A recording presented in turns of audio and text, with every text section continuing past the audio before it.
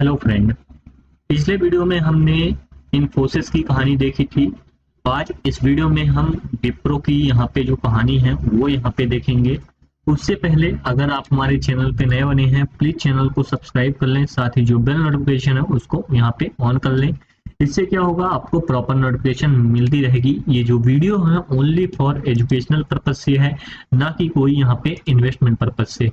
तो यहाँ पे चीजें सीखें और अपने फाइनेंशियल एडवाइजर से डिस्कस करने के बाद ही किसी स्टॉक में यहाँ पे निवेश करें। हमारा काम है सीखना और आपका काम है हमारे सिखाए हुए चीजों को रिस्पॉन्स करना कि आप कितना सीखे हो। वो कैसे करोगे आप, वो आप लाइक के थ्रू, कमेंट के थ्रू और हमारा जो वीडियो है उसको अपने दोस्तों के साथ शेयर करके कर सकते हो। कोई दिक्कत वाली बात नहीं है। जितनी तेजी से आप हमको ग्रो कराओगे उतनी तेजी से आप सीखोगे भी। लर्निंग एबिलिटी तभी आती है जब आपके अंदर वो, मतलब अंदर से वो आता है, क्या बोलते हैं उसको, जुनून आता है। तो आप जितना ज्यादा सीखोगे, जितना ज्यादा हमारा वीडियो देखोगे उतना ज्यादा सीखते जाओगे और हम आपको सिखाते जाएंगे। सिर्फ एक काम जो मैं बोला हूँ वो आपका रिस्पॉन्स आना जरूरी होता है हमको, कि आप कितना सीखे हो। वो लाइक के माध्यम से या कमेंट के माध्यम से आप कर सकते हो।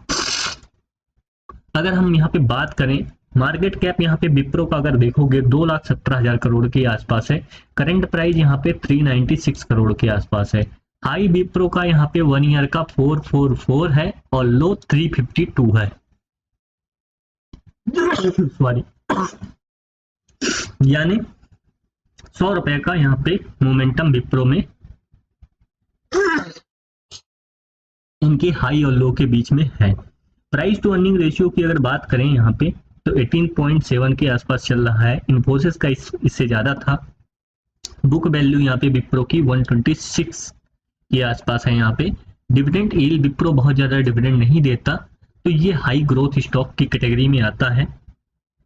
रिटर्न ऑन कैपिटल एम्प्लॉयड 17 है, इन्फोसिस का इससे ज्यादा था। और रिटर्न ऑन इक्विटी भी इन्फोसिस का इससे ज्यादा था, इसकी 16 के आसपास है। फेस वैल्यू विप्रो की यहाँ पे देख सकते हो ₹2 है यहाँ पे। और अगर बात करें यहाँ पे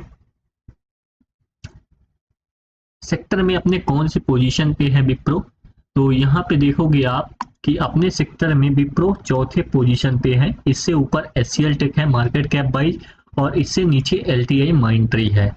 तो एलटीआई माइंडट्री यहाँ पे उतना ज्यादा विप्रो को इफेक्ट नहीं डालेगा, बट विप्रो यहाँ पे यहाँ से ऊपर जाने का जरूर प्रयास करेगा, क्योंकि सबसे जो टॉप प्राइस था विप्रो का वहां से बहुत ये करेक्ट हो चुका है। 700 के ऊपर प्राइस चला गया था विप्रो का, तो वहां से अच्छा खासा करेक्ट हुआ है।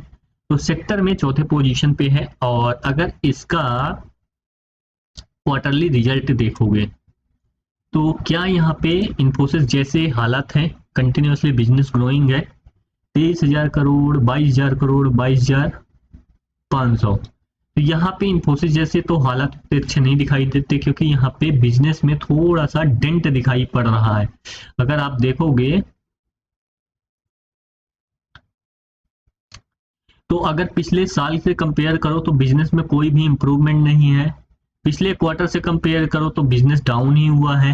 तो ये चीज यहाँ पे विप्रो में देखने को मिल रही है। और एक्सपेंसेस क्या बोल रहे हैं, एक्सपेंसेस यानी खर्चे, खर्चे विप्रो में यहाँ पे पिछले क्वार्टर के कंपेरिजन बहुत ज्यादा यहाँ पे फर्क नहीं पड़ रहा है। और ईयर वाइज भी यहाँ पे अगर आप खर्चे देखोगे तो ईयर वाइज में थोड़ा सा खर्चा कम हुआ है, बट यहाँ पे जो इनका रेवेन्यू है, सेल्स है, उतना ही सेम रहा है। ऑपरेटिंग प्रॉफिट की अगर बात करो तो ऑपरेटिंग प्रॉफिट में भी क्वार्टर वाइज यहाँ पे गिरावट देखने को मिली है। ईयर वाइज भी अगर आप देखोगे तो ईयर वाइज में थोड़ा सा इंप्रूवमेंट नेट प्रॉफिट में, सॉरी, तो ऑपरेटिंग प्रॉफिट में देखने को मिला है। डिप्रिसिएशन इसका भी ज्यादा होगा इन्फोसिस जैसे ही। डिप्रिसिएशन अगर आप देखोगे तो इन्फोसिस जैसे ही यहाँ पे विप्रो का भी डिप्रिसिएशन बहुत ज्यादा होगा। तो 900 करोड़ के आसपास डिप्रिसिएशन है। और नेट प्रॉफिट इनका जो आया है वो यहाँ पे 2667 करोड़ आया है, जो कि ईयर वाइज थोड़ा सा इंप्रूव है। और क्वार्टर वाइज अगर देखोगे तो यहाँ पे गिरावट विप्रो के स्टॉक में देखने को मिल रहा है इनके नेट प्रॉफिट पे। बैलेंस शीट भी देख लेते हैं। बैलेंस शीट में क्या बोला जा रहा है, क्या दिखाया जा रहा है।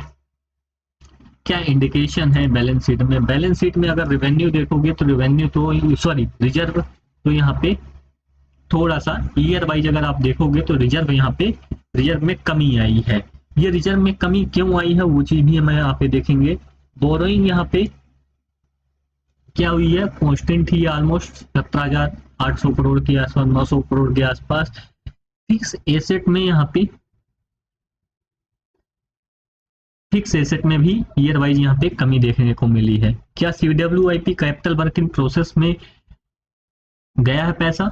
तो यहाँ पे कैपिटल वर्क इन प्रोसेस में बहुत ज्यादा नहीं गया है, ये भी यहाँ पे इनके रिजर्व में कमी आई है, ये देख सकते हो। तो ये पॉजिटिव साइन नहीं होते किसी भी स्टॉक में।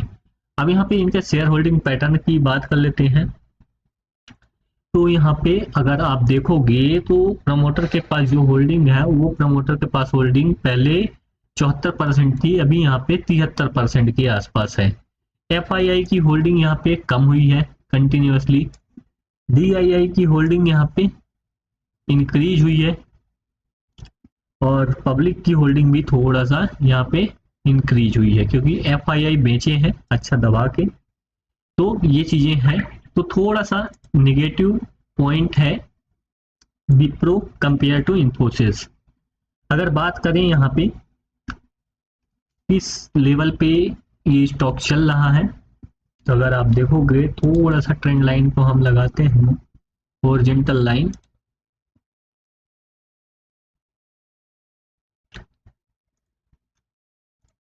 ये 395 के आसपास यहाँ पे ट्रेड हो रहा है। और कोविड के पहले ये किस लेवल पे था ये देख सकते हो, 247 के 250 के आसपास था। 250 से यहाँ पे 150 रुपए प्लस है कोविड के पहले। तो क्या यहाँ पे इनके रेवेन्यू में इतना जंप हुआ है वो चीज देख लेते हैं, और प्रॉफिट में भी जंप हुआ है कि नहीं। कोविड के पहले इनका जो रेवेन्यू था वो यहाँ पे